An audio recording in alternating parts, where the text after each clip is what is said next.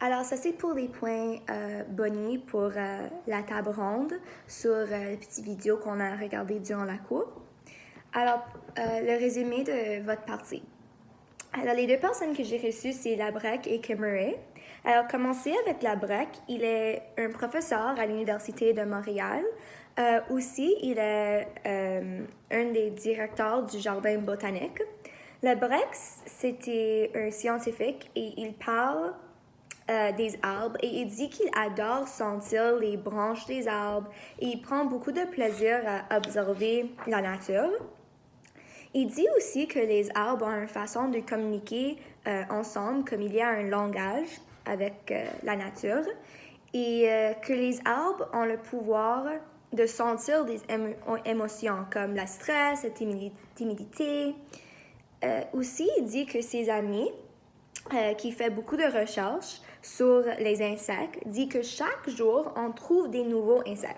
Et j'ai trouvé que ça, c'était vraiment une chose qui était fascinante. Aussi, il dit qu'il pense que c'est incroyable que l'eau tombe sur le sol et les arbres ont l'habilité d'absorber l'eau. Alors, Labrec est un scientifique qui a vraiment fait beaucoup de recherches sur les arbres et il pense que les arbres sont quelque chose qui est vraiment incroyable dans la nature et qu'ils ont plusieurs pouvoirs incroyables comme absorber l'eau.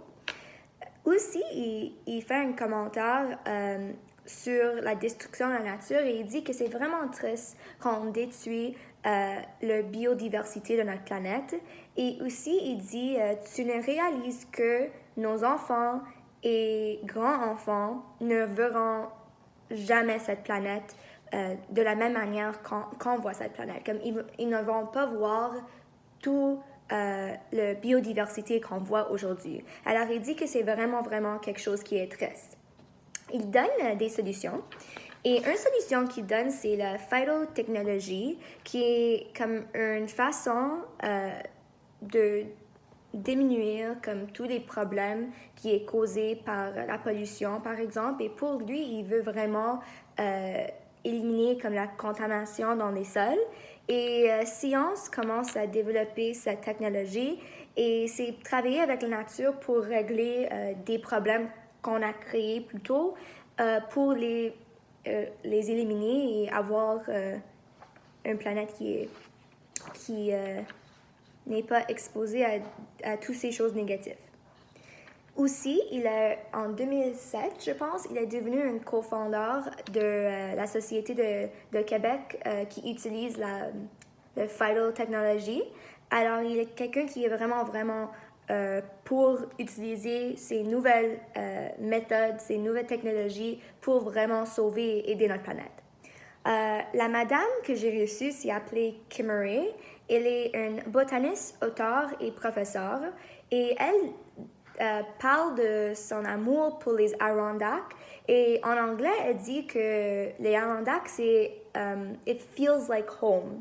Alors pour elle, la nature, c'est quelque chose qui est vraiment incroyable et quelque chose qu'on doit sauver car il y a toutes ces ressources incroyables dans la nature et elle dit qu'on ne doit pas les traiter comme des objets.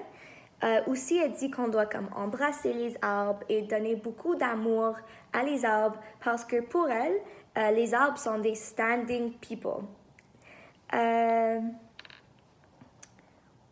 En plus, elle parle aussi de la biodiversité comme la Labrec, mais plutôt, comme on a dit en classe, Kim Murray, elle parle d'une manière plus spirituelle que scientifique.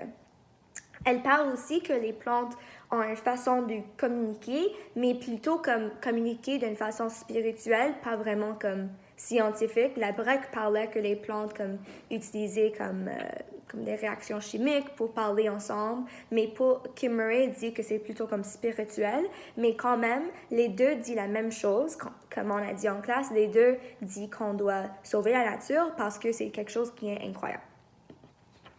Alors, les points forts de la table ronde, j'ai pensé que la fille qui a fait la résumé l'a fait d'une manière qui était vraiment bonne. Elle a parlé que le documentaire parle de la relation entre la nature et les personnes.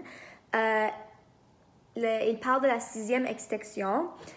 Aussi, une chose que j'ai pensé qui était vraiment, vraiment important qu'on a dit durant la table ronde, c'est qu'on doit commencer à traiter des animaux comme des humains plutôt que comme des objets. J'ai pensé que ça, c'était un point fort et important parce que souvent, on ne pense pas que les animaux ont des émotions ou que si on tue des animaux ou si on... c'est comme si on tue des animaux, ils ne vont pas sentir... ils ne vont pas sentir des émotions comme être triste ou être peur, mais les animaux peuvent sentir des émotions et j'ai pensé que ça c'était quelque chose qui était important.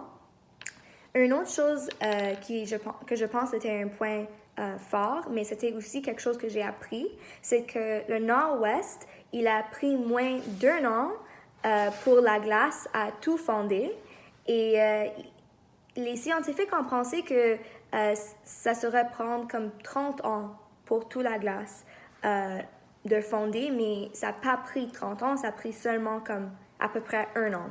Alors, c'est quelque chose qui est vraiment triste, mais aussi vraiment fascinant, et je pense que ça, c'était un autre point fort durant la table ronde.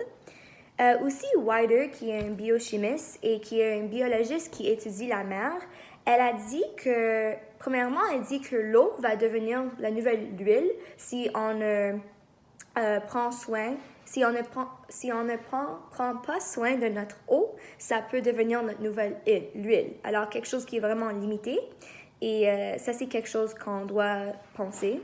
Une autre chose qu'elle a dit, c'est que notre océan a beaucoup de biodiversité qu'on n'a pas découvert. Alors, on tue comme les animaux et on détruit notre océan avant qu'on peut découvrir tous ces animaux, tous ces poissons, tous ces différentes espèces. Et c'est quelque chose qui est vraiment triste et on doit arrêter de faire ça. En plus, une autre chose que j'ai appris durant la table ronde, c'est que les fourmis sont comme des GPS. Alors, ils sont des animaux qui sont vraiment, vraiment intelligents et j'ai jamais... je ne savais pas ça, que des fourmis étaient si intelligents. Un autre point fort qu'on a dit durant la table ronde, c'était la permaculture et que les fermes d'aujourd'hui, on peut diminuer la pollution et on peut aider la planète si on change la façon dont on fait l'agriculture et on fait la permaculture.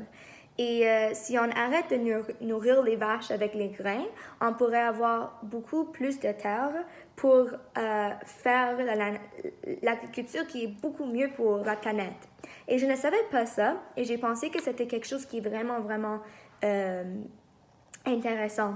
On a aussi parlé de la vache folle, et si on fait la permaculture et on donne les vaches comme l'herbe à place de manger comme des grains ou même des animaux, des problèmes comme la vache folle n'arriveraient pas. Alors, je pense que ça, c'est une solution qui serait vraiment quelque chose qu'on devrait faire. Le prochain point, c'est les enseignements. On a parlé d'utiliser moins de papier, par exemple les enseignants, lorsqu'il y a des activités à faire en classe, le mettre sur maillot à place de les imprimer. Je pense que ça serait une bonne solution et c'est quelque chose que je ne fais pas, comme j'imprime tous mes papiers. Alors, ça serait beaucoup plus mieux de le laisser sur l'ordinateur. Aussi, on a parlé de Tim Hortons et on dit que Tim Hortons et les grandes compagnies créent beaucoup, beaucoup de déchets. Et si les compagnies commencent à utiliser des choses qu'on peut réutiliser comme des verres ou des taches qu'on peut réutiliser, ça serait beaucoup, beaucoup mieux. Alors, ça, c'est une autre solution qu'on peut faire. Une autre chose que j'ai appris, c'est que il y a des solutions comme scientifiques pour aider la planète. Comme la permaculture, c'est plutôt comme une solution d'agriculture, mais la solution de la BREC qui était le phytotechnology, je ne savais pas que ça c'était quelque chose qu'on a inventé et c'est vraiment quelque chose qui peut commencer à aider notre planète. Alors j'ai appris, ça c'est quelque chose que j'ai appris. Alors une brève critique du documentaire. Ma critique sur le documentaire, c'est que j'ai pensé que le documentaire, c'était vraiment des images vraiment beaux et c'était quelque chose qui était vraiment, vraiment intéressant, mais je pense pas que le documentaire va avoir un impact sur les personnes. Parce que c'était trop beau, les images. Et je pense que les personnes ne vont pas être peur de qu'est-ce que les personnes dans le documentaire disent. Ils vont penser, oh, c'est vraiment belle, la nature, mais ils ne vont pas penser que il y a un problème et on doit régler ce problème par arrêter toutes les choses qu'on fait qui sont négatives. Alors, je pense pas qu'il y avait cet impact. Les personnes comme Kim Murray qui dit on doit embrasser les arbres, je pense pas que ça c'est quelque chose que les personnes veulent entendre. Et les scientifiques, je pense qu'on va les écouter un peu plus, mais pas vraiment parce que les images qu'ils ont utilisées sont trop beaux et les personnes ne vont pas penser d'arrêter toutes les choses négatives qu'ils font pour aider la nature. Merci.